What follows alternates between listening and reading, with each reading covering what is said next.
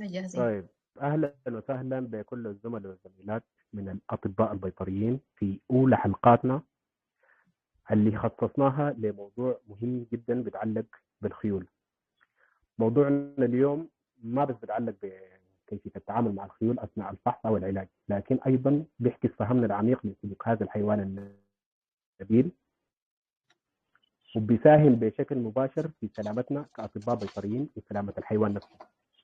ويسعدنا جدا انه استضيف في الحلقه دي دكتوره ريم سناده اللي هي محاضره في قسم الجراحه والتخدير بكليه الطب البيطري جامعه الخرطوم، وحاليا مبتعثه لنيل درجه الدكتوراه في المانيا، وموضوع بحثها في لغه الخيول. دكتوره ريم حصلت على البكالوريوس من الطب البيطري جامعه الخرطوم 2009، ثم الماجستير في الجراحه البيطريه 2013، وعندها خبره ميدانيه وعلميه في مجال طب وجراحه الخيول بتمتد من 2011 وحتى اليوم. ازيك يا دكتور ريم؟ مرحبا مرحبا، كيفكم؟ ان شاء الله طيبين. الله يخليك. دكتور ريم، بدايه من خلال خبرتك الطويله، كيف بتقدر توصف لنا السلوك الطبيعي للخيول والفروقات السلوكيه المهمه اللي على الطبيب البيطري انه ينتبه لها ويلاحظها مقارنه بالحيوانات الاخرى؟ طيب، في البداية زي ما بقولوا، مرحبا بكم مرة تانية. الحقيقة أنا من على حسب يعني خبرتي البسيطة وسنيني البسيطة، يعني الناس اشتغلت بعمري زي ما بقولوا في موضوع الخيل. ف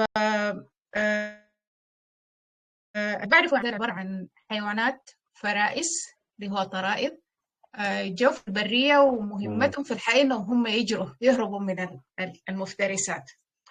فطبعا هم لحد ما إحنا استأنسناهم وجبناهم وخدناهم في بكاسي واسطبلات وأي شيء، هم بيتعاملوا مع الوضع حتى البيئة الجديدة اللي هم موجودين فيها كحيوانات مستأنسة، إنه ده ما الوضع بتاعهم، إنهم هم مفروض يهربوا، مفروض يتجاوبوا مع أي حاجة جاية مفاجأة بالنسبة لهم بصورة بتاعت إنه أنا عايزة أهرب بس. فالخيل سلوكها كده، يعني هي ما بتكون عايزة تأذيك، لكن هي عايزة تهرب من الحاجة اللي هي شايفاها من بعيد إنها حاجة بالنسبة لها فريسة أو مفترس، أو بيسموه شنو، يعني حيوان بريدتر جاي يأكلهم، فبيعتبرونا إحنا جايين نأكلهم ولا جايين نأذيهم، فبيحاولوا إنهم يهربوا مننا. ف بشكل أيوة، تهديد بيشوفوا يعني. إذا عملنا معاهم بصورة يعني زي ما بقول مفاجأة. في نفس الوقت نحن بنتعامل مع الخيل دي، لأننا ما تعاملنا معاه كتير في الكلية، ما تعاملنا معاه كتير في حياتنا يعني عموما، يعني لما كنا في السودان. لأنها كبيرة في حجمها بخاف منها، يعني بتحس إنه الحصان ممكن يعضيك، ممكن يرفسك، ممكن أنت بتكون خايف منه وهو بيكون خايف منك. ففي مشكلة بتاع التواصل في الحتة دي. فالناس لما تعقل شوية وتاخد في بالها إنه طيب يا آه دكتوره، ممكن نقول شنو العوامل اللي بتشير فيها؟ لو ايوه أيوه، ما سمعت السؤال معلش. دكتوره، أيوه.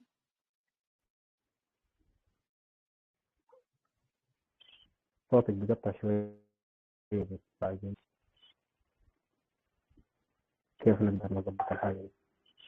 أم... ايوه، أوكي. أنا الصوت بالنسبة بيقطع لي عندك شويه. الصوت بيجيني من عندك كويس، لكن أنا عندي في الريكورد بيجي مظبوط، ما عارفة الحاجة دي بتيجي كيف، لكن مهم نظبطها يعني. قلت لك العوامل اللي بتشوفيها مؤثره على استجابه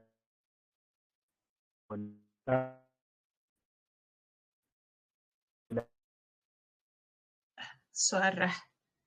الطبيب نفسه هو اللي بيلعب دور.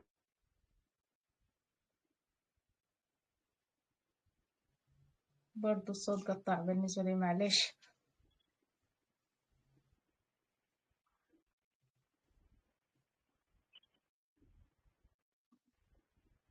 جاسم صوتك بعيد، بعيد شديد،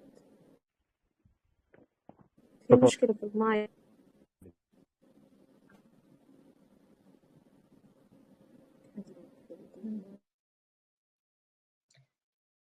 السؤال بيبدأ وبعدين بيقطع، ما بسمع زي ما بقولوا كل السؤال، فصعب بالنسبة لي إنه أنا أفهم بكون عايزة أقول شنو.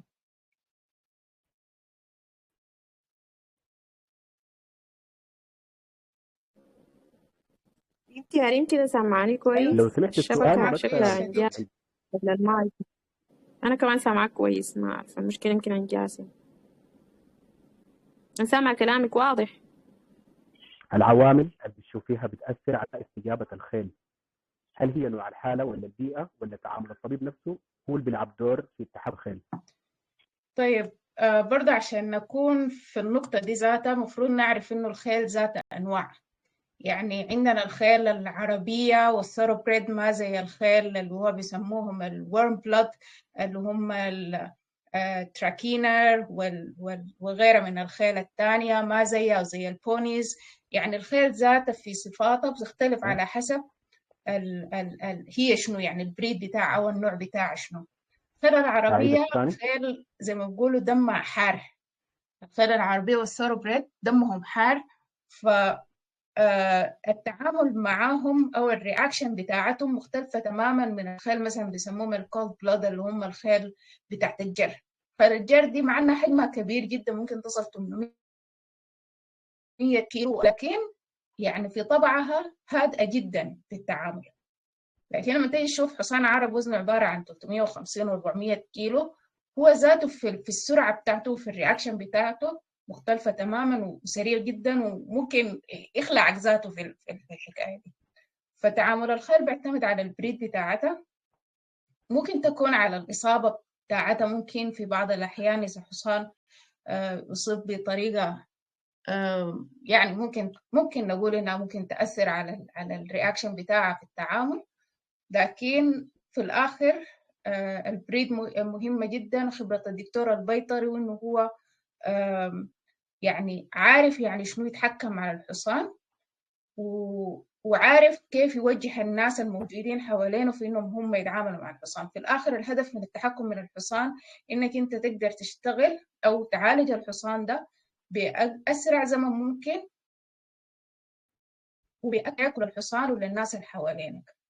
فخبرة الطبيب البيطري في النقطة دي مهمة جدا. يعني في الآخر أنا عندي في راسي معلومات كثيرة، وكل مرة بيمسكوا لي الحصان أنا ما بعرف ذاته بيمسكوا لي الحصان كيف، لكن أنا مهم بيمسكوا لي الحصان وأنا مهمتي إنه أعمل الحاجة دي. لو يوم قعدت في موقف أو جيت في موقف من المواقف واضطريت إنه أنا أتعامل مع الحصان وما قدرت، هضيع زمن وممكن أذي نفسي وممكن أذي الحصان. فلازم أكون زي ما بيقولوا عندي ما يكفي من المعرفة في إنه أنا كيف أتحكم على الحصان.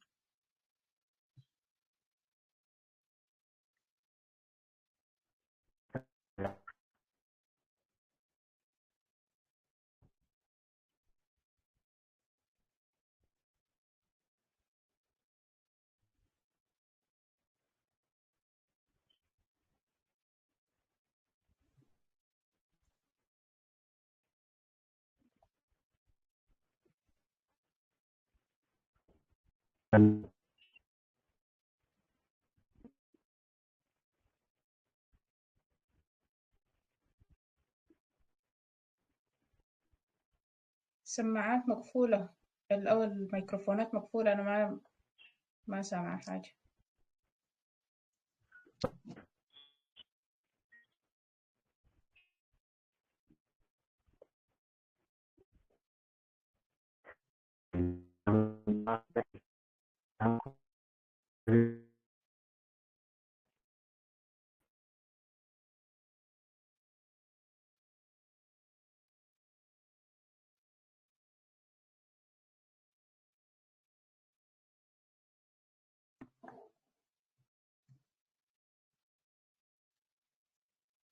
برضو في زي ما بقولوا معرفتنا أو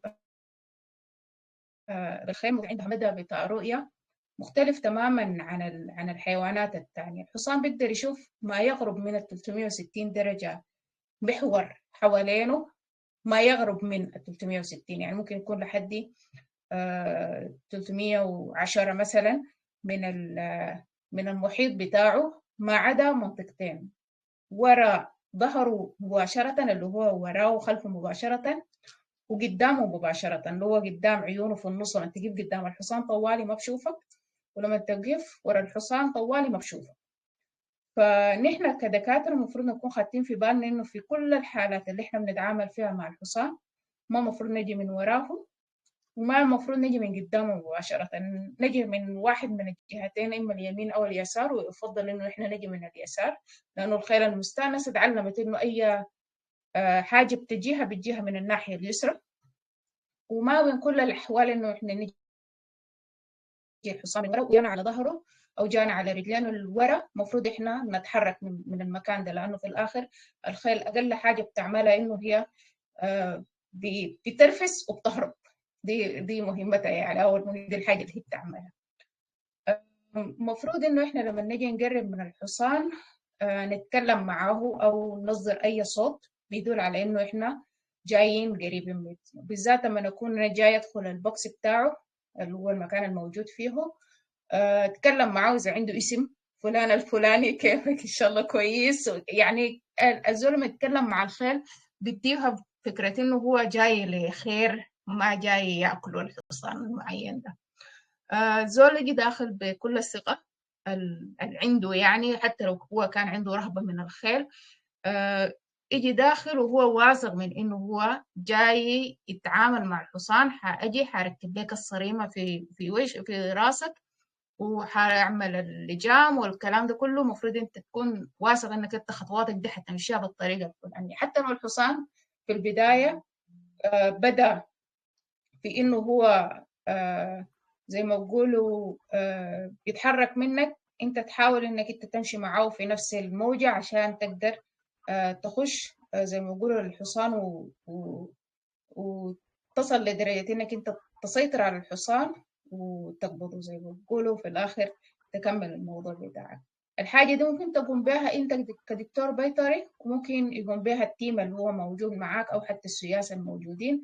المفروض تكون عارف أو خاطي في بالك إنهم هم هيعملوا شنو، عشان أنت في الآخر لما لو حصلت حاجة غلط تقدر توجه الزول اللي قدامك ده وتوريه إنه الحاجة اللي هو بيعمل فيها غلط، ومفروض إنه هو يشتغل بالطريقة المعينة. حقيقة كان أنا عندي زي ما نقول محاولة إنه أنا أسجل فيديوهات باللغة العربية للأبروتش، لأنه كيف تدخل الصريمة في رأس الحصان، كيف إنك تركب اللجام، كيف تقود الحصان. حاجات دي مهمة جدا أي يتعامل مع الخيل، إنه هو يعرف كيف يعمل الحاجات. تفضل دكتور طيب جاسم. نحن الفيديوهات دي ممكن نضيفها later on كده، لو صورتيها ممكن نضيفها للبرنامج ده. مقدم لكن كده الله. سامعاني انت كويس؟ أيوة جدا كويس جدا، طيب أحسن اوكي. كثير من قبل. طيب طيب انا عندي لك سؤال. كونك تفضل. انت بتشتغلي هسه حاليا في المغص بتاع الخيل، كيف بينعكس الالم الحاد بتاع المغص الخيل ده في سلوك الحيوان؟ وكيف ممكن انه الطبيب البيطري يتعامل مع النوع ده من الحالات عشان يكون هو امن والحيوان امن اثناء الفحص السريري؟ تمام. طيب مغص الخيل زي ما بيقولوا هو عرض لمجموعة من الأمراض اللي هو في الآخر إحنا بنسميه abdominal pain، اللي هو ألم في البطن. البطن دي بتحتوي على في معظمها طبعا على الجهاز الهضمي، وفي أجزاء من أجهزة تانية موجودة في جوف البطن. الحصان بيدينا مجموعة من الأعراض. الأعراض دي كبيرة، وزي ما بقول المدى بتاع الأعراض ده كتير. بيبدأ من إنه الحصان والله بس بيلف شفته العليا دي وبيرفع لفوق. هي حاجة حركة شكلها مضحكة والناس بتضحك فيها، لكن هي فعلا واحدة من علامات الألم. في علامات تانية اللي هو facial expressions الحصان بيصير لما يكون هو عنده abdominal pain بسيط، وبتتدرج العلامات دي لحد ما الحصان يتدردك في الأرض عديل ويتقلب وما يقوم تاني. دي مجموعة من الأعراض بنسميها الأعراض بتاعت مغص الخيل. الحصان لما يصل المراحل بتاعت إنه والله هو بيتقلب في الأرض، الحاجة دي صعبة جدا إنك أنت تتعامل معاه أو توقفه عشان تقدر تبدأ تفحص الفحوصات الأولية بتاعتك من نبض من نبض واللي هو ميوكس ممبرينز وكابيلاري غيرها من أصوات البطن وغيرها من الفحوصات الثانية. الحصان لما يوصل لمرحلة بتاعت إنه هو يرقد في الأرض دي صعبة. فالسيطرة بتاعتنا هي اللي بتتحول من سيطرة ميكانيكية لسيطرة كيميائية، اللي هو إحنا بنديه مهدئات أو مسكنات بتاعت ألم عشان الحصان يتجاوز موضوع إنه هو متألم شديد لدرجة إنه بيتقلب عشان يقدر يقف، عشان إحنا نقدر نبدأ في الفحوصات بتاعتنا ونبدأ في العلاجات بتاعتنا. يعني ممكن الأعراض نقول إنه في أدوات أساسية ممكن نحن نستخدمها في الحالات الحرجة زي مقص الخيل عشان أيوة. نقدر نتعامل مع الحيوان إذا كانت مهدئات أو إذا كانت في أدوات تانية ممكن الواحد أيوة. يتدخل أوكي واصل. زي ما بقول رجعنا دائما لنقطة إنه والله التحكم على الخيل ده بينقسم لنا لنوعين، نوع كيميائي والنوع فيزيكال. النوع الفيزيكال في حالات المغص الخيل دي غالبا اللي هي الحالات الحصان فيها واقف فعليا، ما مر بمرحلة صدمة من الألم. بقدر في اللحظة دي إنه أنا أتحكم عليه. والتحكم في اللحظة دي أنا ممكن تسمحوا لي إنه أنا أسير الصورة. عندنا أشكال كثيرة من التحكم بالخيل بتشمل، ممكن نبدأ من إنه والله بس الحصان بصريمة وحبل ومعاه هو بيكون واقف في حتة أنا بقدر إنه أنا أفحص النبض وأفحص الحركة تحت البطن وغيرها من الفحوصات دي. أو ممكن إذا كان الحصان في حتة مفتوحة وأنا عايز أعمل rectal examination بقوم بستعمل اللي هو إحنا بنسميه حبل المهورة عندنا في السودان، لكنه في الآخر هو حبل بربط به الأرض الخلفية عشان الحصان أقلل من فرصة إنه الحصان إنه يرفع. الحكاية دي أنا ممكن أعملها أنا أو ممكن يعملوها سياس خبراء في إنهم هم كيف يربطوا الحبال دي على الحصان عشان الحصان ما يعرف يسلم. في كل الحالات إنه أنا لما نيجي أعمل الريكتال إكزامينيشن بتاعي أنا بكون ما بتاعي بتاع الحصان طبعا، الريكتال إكزامينيشن بتاع الحصان بكون على اليمين أو على اليسار من الحصان، ما بكون خلفه تماما عشان في كل الأحوال إنه أنا أتفادى أي خطأ ممكن يحصل وإنه يحصل لنا زي ما نقولوا ضربة أو صدمة أو أي حاجة من الحصان. طيب نحن في معلومة في أحسن بسيطة هنا ممكن الحالات نقولها، إنه إحنا ممكن نخط الحصان في الزناق. الزناق اللي هو بيكون مصمم على إنه الحصان يدخل فيه الحتة الخلفية من الزناق بتكون مبطنة على أساس إنه حتى الحصان لو ضرب فيها ما تكسر، ما تأذي الزول الواقف ورا الحصان. ومن قدام فيها بس عبارة عن شرايط، دي عندنا في الجامعة معانا الصورة دي الكلينيك اللي أنا شغالة فيه. قدام شريط عادي، شريط بيربط بس منطقة الصدر، وشريط تاني بيربط منطقة الوزرس من فوق من الحلق عشان الحصان ما يحاول إنه هو ينط. وريليس سريع جدا إنه كنت ممكن تسحب الشريط الحصان ممكن يمشي في حالة إنه حصل أي بانيك أو أي إشكال. طيب نحن في معلومات مفروض برضو نضيفها في الحتة دي، لكن خليني أسألك أقول لك هل الاستخدام المبادئ بتاعت استخدام التخدير أو التهدئة بتختلف حسب يعني نوع الإجراء اللي أنت عايز تعمله، إذا كان فحص ولا إذا كان علاج أو كان جراحة، ولا كلهم بناخد فيهم نفس الإجراءات؟ من ناحية التخدير أو التهدئة للحصان واستعمال الكيميكال ريسترينت أو زي ما نقول السيطرة الكيميائية على الخيل، بتعتمد على إنه هل الحصان ده الفحص الكلينيكي الأول بتاعه كويس ولا لا، يعني هو حالته سيئة ولا لا، هل عنده حمى، هل عنده زيادة في النبض في ضربات القلب، هل عنده زيادة في التنفس. الحاجات دي مهمة جدا لأنه أنا أقرر إنه أنا أديه كيميكال ريسترينت أو لا، لأنه في الآخر الكيميكال ريسترينت وانس إنه أنا حقنته تاني ما بقدر أعدل أنا بحقنه بالساهل، والكومبليكيشنز بتاعتها كثيرة. الحصان ممكن ينهار لي في جوا الزناقة اللي أنا وقف فيه الحصان وأديته التخدير ووقع لي في النص، دي إصابة بالنسبة له ما حقدر أطلع بالساهل، ممكن أذي الناس اللي حواليني.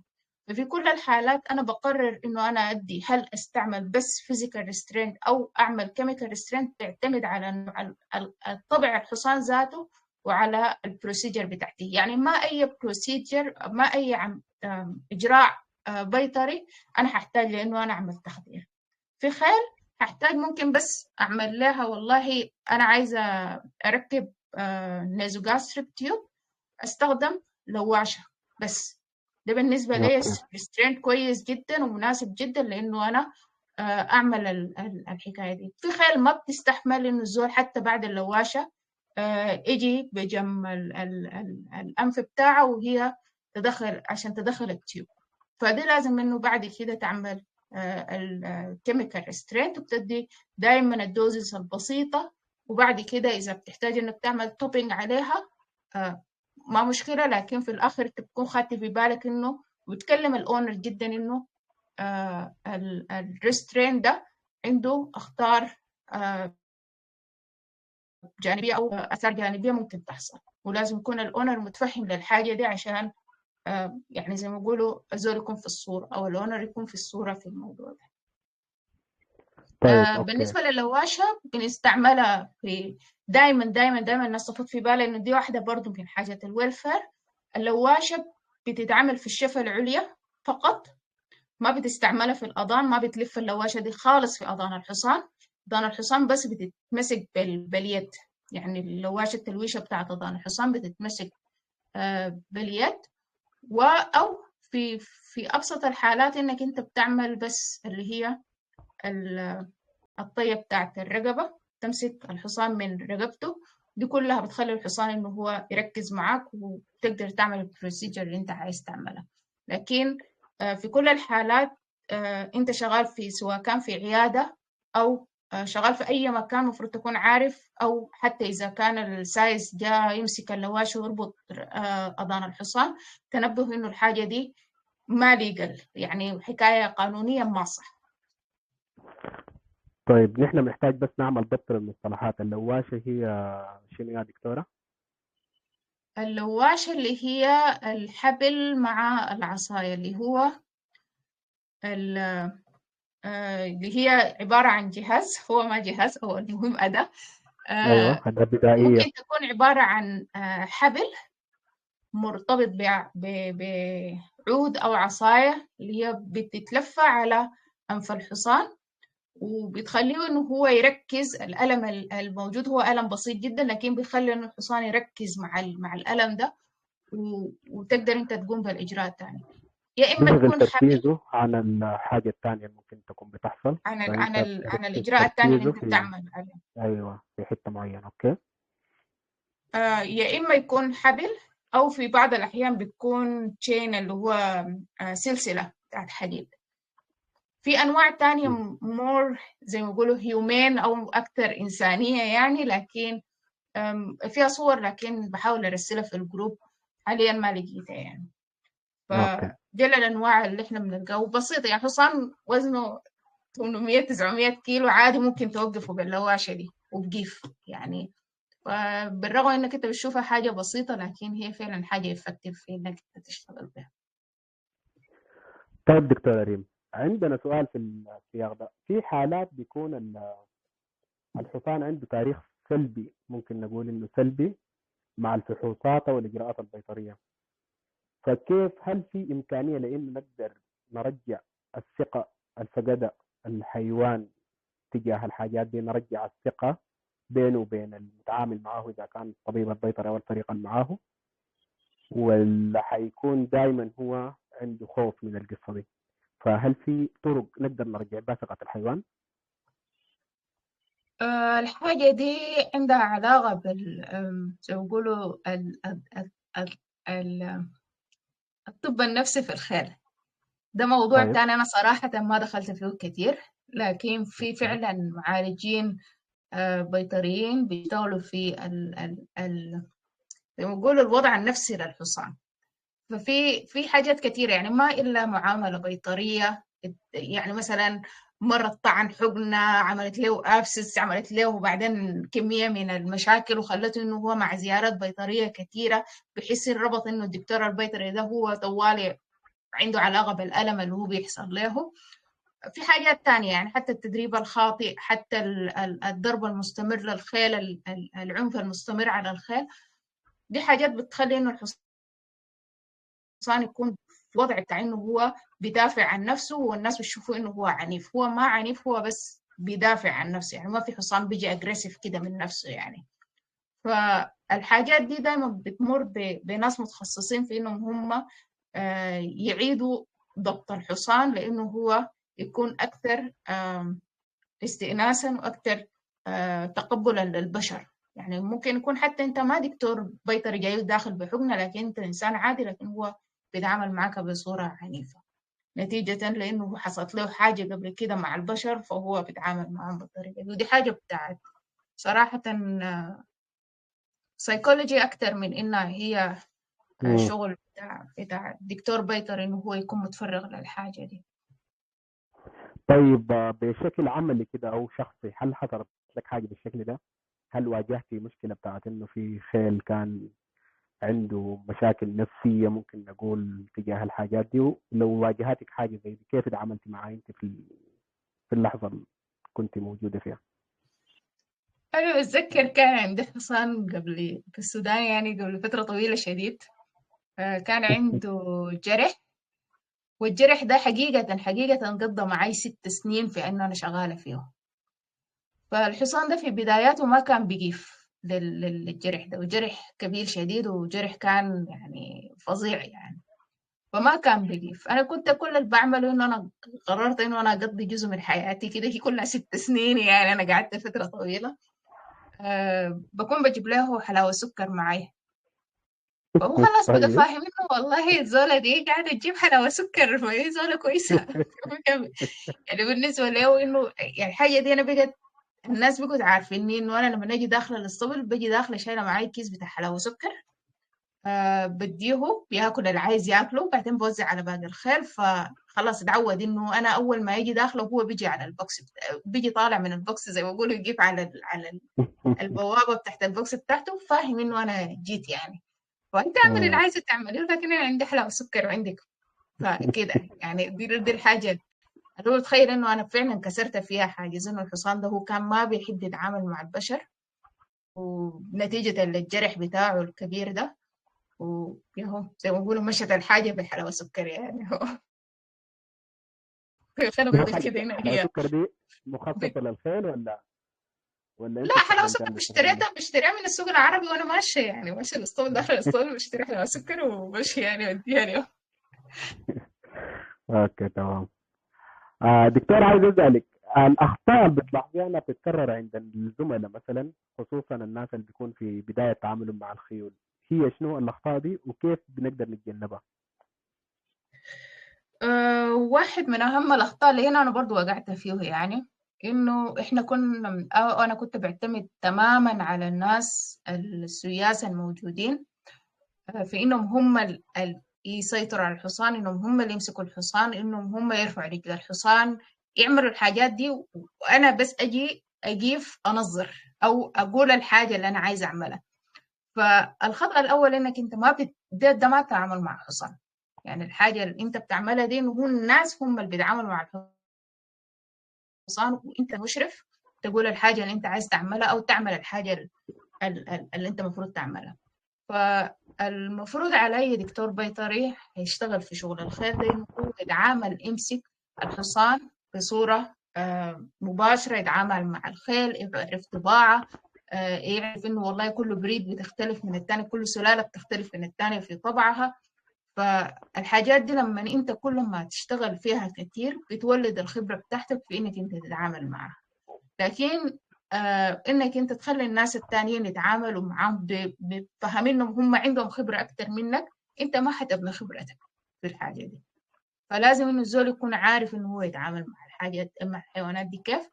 الحاجة التانية مفروض يعرف انه والله في خيل ما بتجي براها. يعني حصان ممكن يكون عنده حصان تاني صاحبه في الاسطبل ما بيمشوا معه الا مع بعض.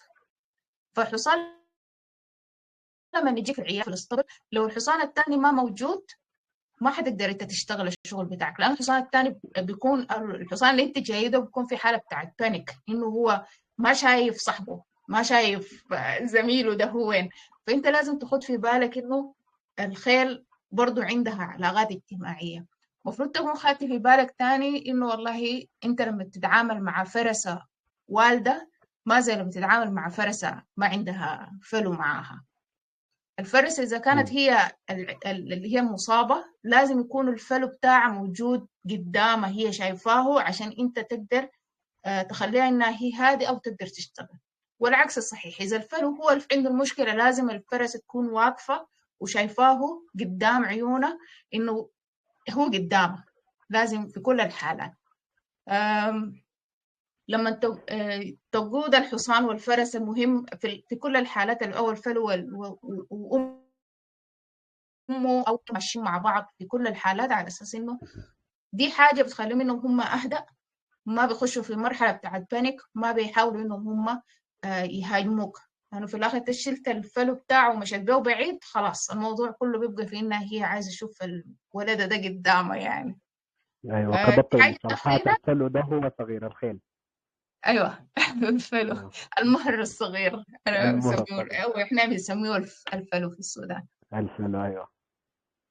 فالفلو ذاته السيطرة بتاعته بتختلف من إنه أنت تسيطر على الفلو اللي هو يعني ممكن يكون مولود لحد عمر سنة، أو قبل ما يتفطم من أمه، ده بيسموه فلو. فالطريقة بتاعت السيطرة بتاعته بتختلف من الخيل الكبيرة. فده دايما بيكون دي الطريقة في إن إحنا اوكي، نتعامل معه، بنمسك من ضنبه ورقبته ده من الفلو. قدام، ده للفلو. ضربه مم. ورقبته بيكون قادرين إنه إحنا نتحكم عليه، وبعد كده ما بنطط ما بيهرب ما كده يعني. فمهم جدا إنه الزول البيطري ودكتور البيطري يكون عارف الحاجة دي. في سياس أنا بعرفهم في السودان ما بيعرفوا يتعاملوا اللي هو الفلاوة اللي هم الأمهار الصغيرة، مم. فبتبقى مشكلة إنهم هم الفلاو ذاته بتخش في إصابات بتفقدك الفلو ذاته، يعني في إنه هو دخل في إصابة نتيجة لأنه الناس ما عارفة تتعامل معه. فأهم وبيخش حاجة في الدكتور التجربه البيطري اللي قلناها الجبال بتاعت التجربه النفسيه السيئه من عمر صغير. بتاع بالضبط كده. مم. فمهم جدا إنه الدكتور البيطري يكون عارف إنه الحصان أو الفلو الصغير المهر الصغير طريقة التحكم بتاعته، إنه أنت المفروض تكون واقف في نصه أو في المنتصف بين ضنبه وبين رقبته، على أساس إنك أنت تحاوطه كله زي تحتضنه زي ما بيقولوا، وتكون قادر إنك أنت تتحكم عليه. اوكي. طيب انا هسه عرفت انه في فرق في في الخيول، لانه في واحده بتكون فرسه عندها الفلو بتاعها، في خيل تاني بيكون لازم يمشي مع صاحبه، في خيل ثالث بيكون تعامله برضه مختلف. فالحاجات الاختلافات اللي في الخيل دي وطريقة السيطرة عليها، هل ممكن نقول انها بتختلف حسب نوع الخيل، اذا كان خيل بتاع تدريب ولا خيل بتاع سباق ولا خيل بتاع جري، ولا بتختلف؟ فهمنا نحن انه في اختلاف حسب العمر، لكن هل في اختلاف حسب الحالة الصحية برضه للخيل وانه استخدامه لشنو؟ ما بالضرورة، يعني بيجونا خيل بتاعت سبا ممكن يجي براو ما عنده مشكلة، وفي خيل تاني اللي احنا بنسميه طيب، خيل ترفيه هنا في ألمانيا خيل لازم يجي شنو؟ معاه حصان تاني. خيل ترفيه ترفيه، ترفيه، يعني اوكي. حصان بيجي بيركبوه أو بيجي يأكلوه وكده، يعني حاجات الاطفال زي والحاجات دي، ايوه. أيوة. بس يعني هو ما مخصص للرياضة، لكن يعني أقل درجة في الرياضة. مم. ممكن يجي معاه، لازم يجي معاه خيل صاحبه جاي من الاسطبل. في خيل تاني بتجينا هي ما عندها ما إلا يجي معاها حصان تاني، لكن لازم تكون شايفة حصان تاني بغض النظر عن هو منه، حصان تاني شايفاه قدامه. فالحاجة دي ما عندها علاقة بإنه والله البريد دي المعينة دي ولا الاستخدام. نوع الرياضة المعينة أو الاستخدام المعين لازم إنه يكون في مرافق للحصان ده، أو يكون آه، بيتطلب الحاجة دي. بتعتمد على الحصان ذاته وعلى شخصيته، الخيل ذاته عندها شخصيات يعني. فبتفضل اللي يكون معاها حصان تاني، وفي خيل ما عندها شيء لأي شيء، فبتفضل إنها هي تكون قاعدة براها، فبيختلف يعني زي طيب، الناس. طيب جميل. طيب نحن عشان ما حنطول المرة الأولى دي، والموضوع ذاته موضوع صغير. عايزين نعرف بس نصيحتك للأطباء البيطريين اللي بيرغبوا في التخصص في طب وجراحة الخيل. ممكن تنصحيهم بشنو إذا كان في دورات أو في مراجع أو حاجة بالشكل ده؟ ممكن تنصحيهم بأنهم يعني يطلعوا عليها ويصلوا ويشوفوا الحاصل فيها شنو. صراحة في زي ما بيقولوا كتب كثيرة شديد. يعني كتب الخيل لا حصر لها. يعني في بعرف إنه في كتب بالعربي وفي كتب بالإنجليزي، حاليا داخلة في موضوع الكتب بالألماني. فالكتب كثيرة شديد، آه، المراجع كثيرة، لكن القراية ما زي التطبيق. يعني في الآخر الناس بتقرأ بتقرأ بتقرأ، بتلقى روح إنها هي عندها مخزون علمي كويس، لكن التطبيق على أرض الواقع آه، بيختلف. فالناس دايما تفضل إنها هي تشوف العيادات البيطرية اللي هي شغالة وعندها تخصصات في الخيل، حتى لو كانت عيادات مختلطة لكن بتشتغل خيل. الناس تمر عليها تشوف البروتوكول بتاع العيادة شنو، البروتوكول اللي بتتعامل به العيادة في الشغل، لأنه في عيادة من عيادة بتفرق. في عيادات والله ما عندها زناق ذاته، وفي عيادات بتتعامل تقول لك والله الحصان لما يطلع لازم يكون عنده صريمة ولجام. في فرق بين الصريمة واللجام. والله خيلنا البكاسة بتاعتها مختلفة، فالزول لازم يعرف العيادة ذاتها البروتوكول الموجود فيها شنو عشان يعرف يتعامل. حتى العيادة بيشمل الأدوية والجرعات بتاعت الأدوية الموجودة في العيادة. فالناس لازم تمر وتدخل يدها وتشتغل بيدها في الخيل. دي نصيحتي الحقيقية لأي زول حابب إنه يشتغل في الخيل، إنه هو يشتغل، يعني فعليا يتعامل مع الحصان بصورة مباشرة، ويحاول يتعلم ويحاول يسأل. يعني إذا الحاجة غلبته لازم إنه هو يسأل يشوف الناس زي ما بيقولوا هي خبرات شنو، وياخذ من خبرات الناس التانية. فدي حاجة زي ما بيقولوا لابد منها. الزول ما بيبني خبرته إلا بإنه هو يسأل وإنه هو يشتغل، يغلط ما يغلط، المهم في الآخر الزول يشتغل. طيب يا دكتورة ريم، نحن قبل ما نفتح باب للأسئلة إذا كان في أسئلة، لأنه ما شايف ناس كتار أونلاين، هقول لك بصورة بس مختصرة كده أو في كلمة. يعني إحنا الليلة بنتكلم عن الهسبندري أو السيطرة والتحكم في الخيل. في كلمة كده ممكن تختصر لنا الموضوع ده بشنو؟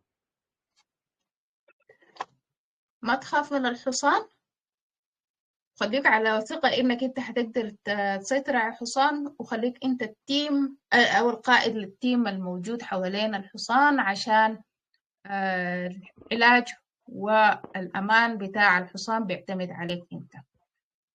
دي الحاجة اللي أنا مقدر أقولها يعني لأي زول بيعرف الحياة دي. أوكي. طيب هنشوف في أسئلة يا إخواننا أو تعقيبات أو أو إضافات. تعقيبات. طيب يديك العافية يا ريم، معلومات كويسة شديد وقيمة، استفدنا منها الصراحة. يلا بسألك الحالة بتاعت الخيل إذا كان ستاليون ولا جلدنج، ده علاقة بالمزاج بتاع الخيل أو ممكن تأثر على الخيل يكون نيرفس مثلا إذا كان ستاليون ولا كده. وأحيانا بيقول لك الخيل لما مثلا لازم يكون معه، لما يكون ستاليون تحديدا بيقول لك لازم يكون معه حوالينه يعني في البوكسات الجنب عشان يهدأ. مثلا مرات بيجي نيرفس شديد بيقوم كده يطلق يضرب ويصرخ وكده. فهل يعني الحاجة دي لها علاقة؟ بيقول لك لازم يكون حوالينه ناسه جروباته. سألت وسلام السؤال ده لأنه محمد. كان عندي حاجة في الموضوع ده، لكن تمام. عندك سؤال تاني؟ لا بس خلينا في داسي. يديك العافية. تمام. طيب احنا عندنا برضو بروتوكول في العيادة بتاعتنا انه اي حصان عندنا الخيل فرق ستاليون وجلدينج، اللي هو الحصان ستاليون اللي هو الحصان الفحل، والحصان الجلدينج اللي هو الحصان المخصي. فحقيقة الحصان الجلدينج حصان أقل هدوء أو هادي أكتر من الحصان الستاليون. لما يجينا حصان ستاليون في العيادة بتاعتنا دايما بنخطه في بوكس بعيد من الفرسات. أي فرسة بتكون في المكان ده ما بتجي مرة أساسا بالموقع ده، وبنديه فترة أطول في إنه هو يتعود على البيئة الموجود فيها عشان إحنا نقدر نبدأ يا دوب الفحوصات بتاعتنا. التعامل مع الحصان في العيادة بيشتغل، بيستعمل الصريمة واللجان بلس حاجة اسمها التشين أو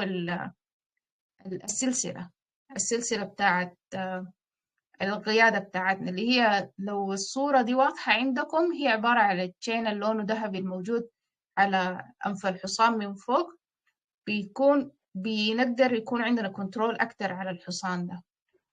في أنواع تانية من السيطرة على الخيل الستاليون بالذات، لأنه مختلف في الطبع بتاعه. الحاجة دي تنطبق عليه وتنطبق برضو على الخيل الصغيرة في العمر، اللي هم عمرهم سنة سنتين، لسه زي ما بيقولوا شباب مراهقين صغار، برضو بيكونوا عندهم نفس زي ما بيقولوا انهم هم بيكونوا اكتف اكتر، رياكشناتهم بتكون سريعة اكتر، فالعمل بتاعتهم قريبة من بعض مع الستاليون. فحصان الستاليون ده حقيقة احنا ما بيجونا كتار، ما قاعد يجينا خيل ستاليون كثيرة، لكن الطريقة بتاعت التعامل بتاعتهم مختلفة. في بوكس براهو بعيد من الفرسات، و انهم هم نقودوا من البوكس بتاعهم لحد الزناق عشان نفحصه، لازم يكون اللي هو التشين دي او السلسلة. والحاجة دي طبعا بتختلف من عيادة لعيادة، في عيادات تانية ممكن ما تستعمل السلسلة، تستعمل أدوات تانية لأنه هي تقود الحصان. طيب في أي سؤال تاني؟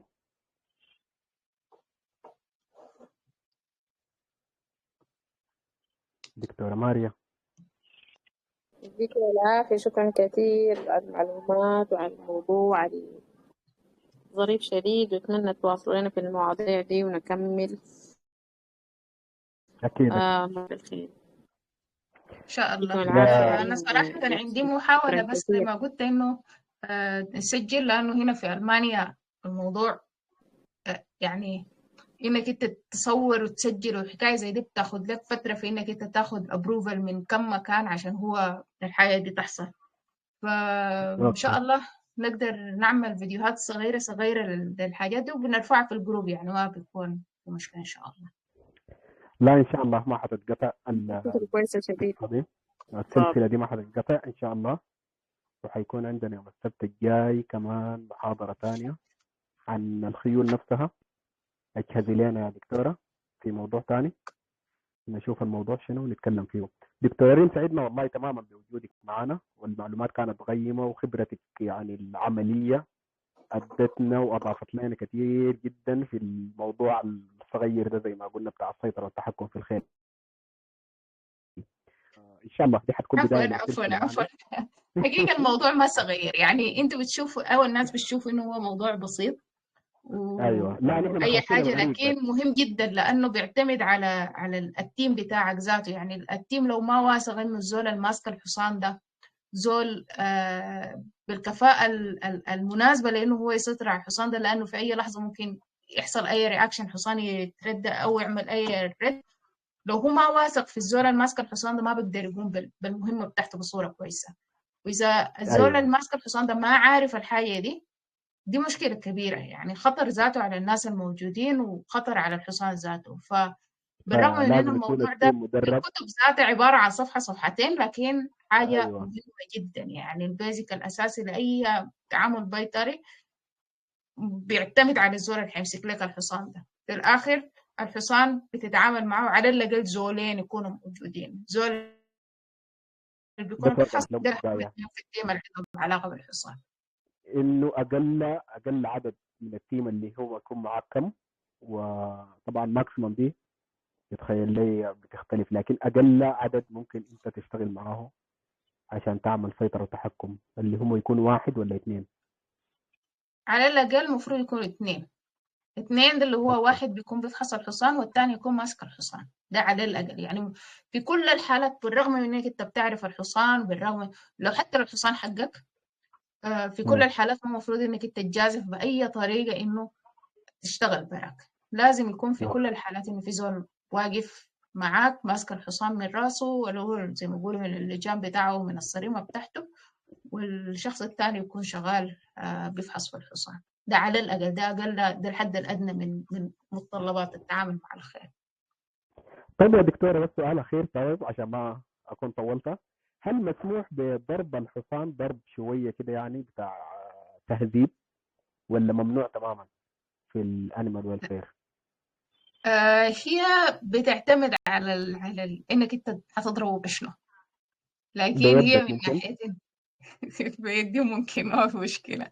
ذات الضربة أوكي. بتختلف، إنك أنت هتضرب وين. الضربات عادة بتكون في الشست، اللي هو في في التست، صدره من نعم. قدام، مم. أو على مناخيره في وشه، يعني في مناخيره، ما أكتر من كده. يعني دي الضربات اللي أنت ممكن تعملها بس عشان تنبه الحصان إنه أنا السايقك هسه، أنا في الكنترول. لأنه في الخيل بالذات الخيل الذكور بيكونوا هم في وضعية إنهم هم عايزين يكونوا هم الدومينانت، أو اللي هو المسيطر. المسيطر، حتى لو نعم. أنت بشر بيعتمدوا إنه والله أنت أي بشر وأي حاجة، لكن إحنا حنسيطر عليك. فأنت عشان توريهم إنك أنت في السيطرة أو في وضع السيطرة بتاعتك، ما المفروض تكون في كونتاكت عينك مع عينه. الحاجة التانية، إذا هو قرر إنه والله هو عايز يلعب معاك في إنه هو يعضيك، أو هو عايز يكون أجريسيف إنه هو يعضيك، عايز يضربك، عايز يجري، عايز كيف، تديه تنبيهها بإنك أنت بتضربه على صدره من قدام، أو على وشه ومناخيره من قدام. هو بينتبه معاك، يعني أقل ضربة هو حينتبه إنه أيوه خلاص تمام أنت على السيطرة، وهو بتمشي عليك. دايما الناس في بالها إن هي ما تكون تنجرة ورا التعامل بتاع الحصان. يعني الحصان لو قرر انه والله وانا عايز اجري وعايز اضرب جوز وعايز اشب وعايز، انت المفروض تكون الاهدأ، الزول الهادي الموجود اللي بتقدر في الاخر بعد الحصان ده يعمل الحاجة اللي هو عايز يعملها كلها. زي ما بيقولوا تواصل حياتك بعدين. يعني ما اوكي. تجري معاه وما تحاول انك انت تديه نفس الرياكشن، ما كده يعني. فالناس دايما يكونوا فاصلين الطريقة بتاعتهم من الحصان ذاته. الحصان يعمل الحكاية دي حتنبهه مرتين ثلاثة وحتواصل طوال إنك أنت ماشي، ما تنجر معاه في الحاجة اللي هو بيعمل فيها. ممتاز. ممتاز. شكرا لك تاني دكتورة ريم، ونشوف الأسبوع الجاي حيكون موضوعنا شنو نتناقش فيه. ولحد ما نتلاقى في حلقة جديدة، تقبلوا تحياتنا ودمتم بخير. السلام عليكم. وعليكم السلام.